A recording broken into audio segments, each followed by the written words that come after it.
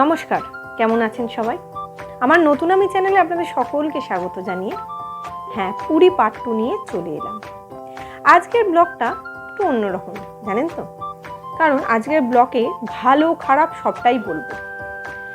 কারণ একটা জায়গায় ঘুরতে গেলে সবটাই যে ভালো হবে এরকম কোথাও লেখা নেই। কিছু ক্ষেত্রে ভালো হয় পুরোটা, আবার কিছু ক্ষেত্রে ভালো মন্দ মিশিয়ে হয়। তা আমাদের দু রকমই হয়েছে, ভালো এবং মন্দ। তাই আগে কোনটা বলবো সেটাই চিন্তা করছি, ভালোটা বলবো না মন্দটা বলবো। যদিও নতুন আমি সব ইনফরমেশনটাই আপনাদের দেয়। একটা জায়গায় ঘুরতে গেলে আপনাদের যাতে হ্যারাস না হতে হয়, যখনই আপনারা কোথাও ঘুরতে যাবেন সব রকম ইনফরমেশন নিয়ে যাবেন। আর পুরী মানেই বুঝতে পারছেন বাঙালির একটা আবেগ। পুরীতে যায়নি এরকম বোধহয় পশ্চিমবঙ্গবাসী খুব কম আছে। পুরী মোটামুটি আমার আপনার সবারই ঘোরা। তাই পুরী নিয়ে আলাদা করে বা সমুদ্র নিয়ে আলাদা করে কিছু বলার নেই। কারণ কোথাও না যেতে পারি, হাতের কাছে পুরীটা আমাদের থাকে যাওয়ার জন্য। তাই তিথির বায়নাতে একটু সমুদ্রের পাড়ে আমরা চলে এসেছি ঘুরু ঘুরু করতে। আজ আমাদের পুরী যদি বলতে চান, পুরীর আজকে দ্বিতীয় দিন আমাদের। তার কারণ আমরা গতকাল বেরিয়েছিলাম, প্রায় সারা দিনটাই ট্রেনে কেটে গেছে, তাই একটু সমুদ্র দেখতে বেরিয়ে পড়লাম। আপনাদের যে ইনফরমেশনটা দেওয়ার ছিল, যেটা দেওয়ার কথা বলছিলাম, সেটা আপনাদের সঙ্গে একটু শেয়ার করে নিই যে কি বলার আছে। অযাচিত অনেক ঘটনা ঘটতে পারে আপনাদের সঙ্গে, তাই বলে রাখি ঘটনাটা।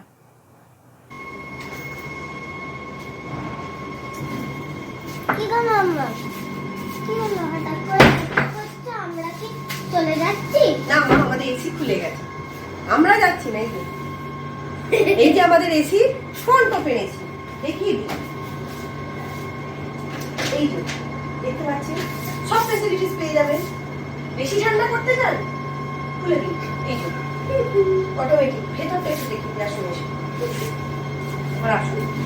এই যে এইটা হচ্ছে এসির ভেতর, ভেতরে কিচ্ছু নেই, ভেতর ফাঁকা। চোখ ঢুকে, বেড়াল ঢুকে, ইভেন বাঘ পর্যন্ত ঢুকতে পারে।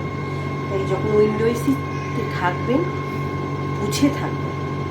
অলওয়েজ চুজ স্প্লিট এসি অথবা নন এসি। কখনো এই এসি চুজ করবেন না, বিশেষ করে বহু পুরনো হোটেল।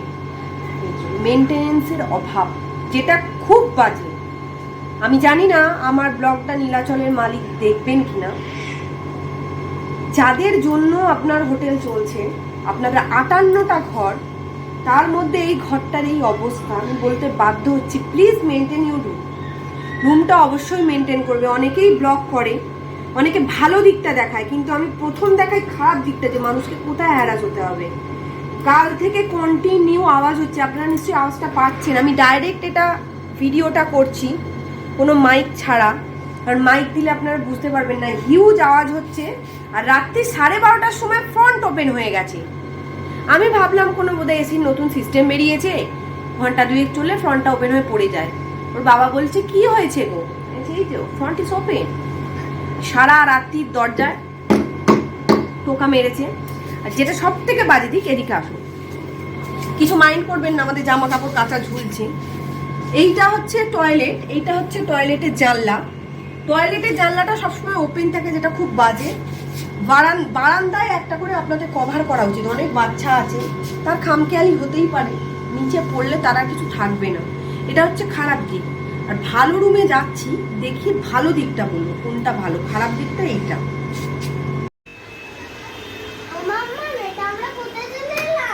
এটা আমাদের নতুন রুম। এই রুমটা আমরা শিফট করলাম। যদিও এটা নন এসি, কিন্তু ভিউ এর সব কিছুটা ভালো। বলে রাখি, এইটা আমাদের বেড। আমরা খুব তাড়াতাড়ি প্যাকিং করে এসেছি, ওই জন্য ঘরটা একটু অগোছালো হয়ে আছে।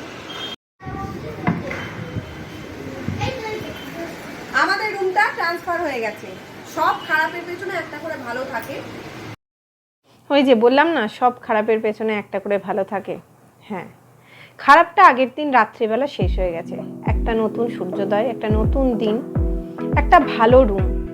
একটা জায়গায় যখন আমরা ঘুরতে যাই, তখন ভাবি একটু ভালো রুম পাবো, একটু ভালোভাবে ঘুরবো, সব রকম মিলিয়ে মিশিয়ে 3-4টে দিন বেশ ভালোই কাটে, এটাই আমরা চাই। তাই আজকের দিনটা সত্যিই খুব ভালো একটা রুম পেয়েছি। পেয়েছি বলতে গেলে আমরাই চুজ করেছি রুমটা, ওরা দেখিয়েছিল। এটা খুব ভালো রুম, একদম ফ্রন্ট অফ সি, সমুদ্রের।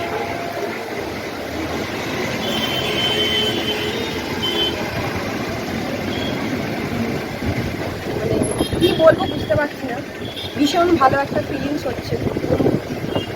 আর বুঝতেই পারছেন, ভিউটা একবার দেখে নিন।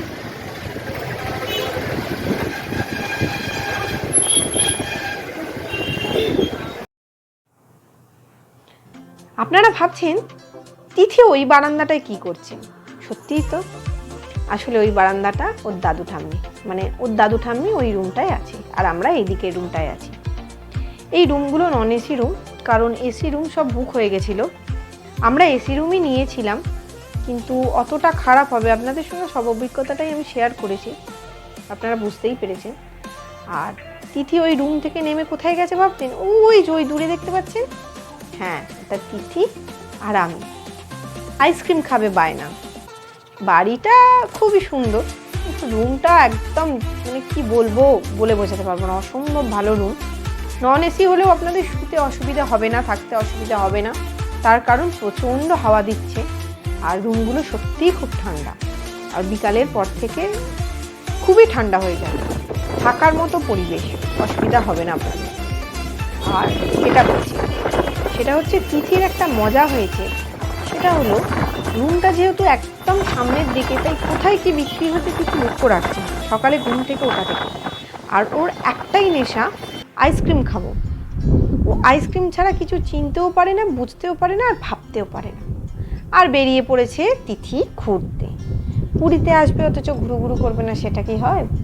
পুরী কেন, যে কোনো জায়গাতেই যাওয়া মানে একটু সন্ধে হলে মনে হয় একটু বেরিয়ে পড়ি, একটু ঘুরে আসি, একটু পাপড়ি চাট খাই, একটু ঝালমুড়ি খাই, একটু ফুচকা খাই, মনটা খালি এরকমই করে। আর কটা দিন ছুটি বলুন, যেখানেই যান 5 দিন কি 10 দিনের থেকে বেশি তো আর ছুটি পাওয়া সম্ভব নয়। আর সেই সংসারে এসে এক টোল এক কাশি, তাই 4-5টা দিন একটু আনন্দ বেশি করতে হয়।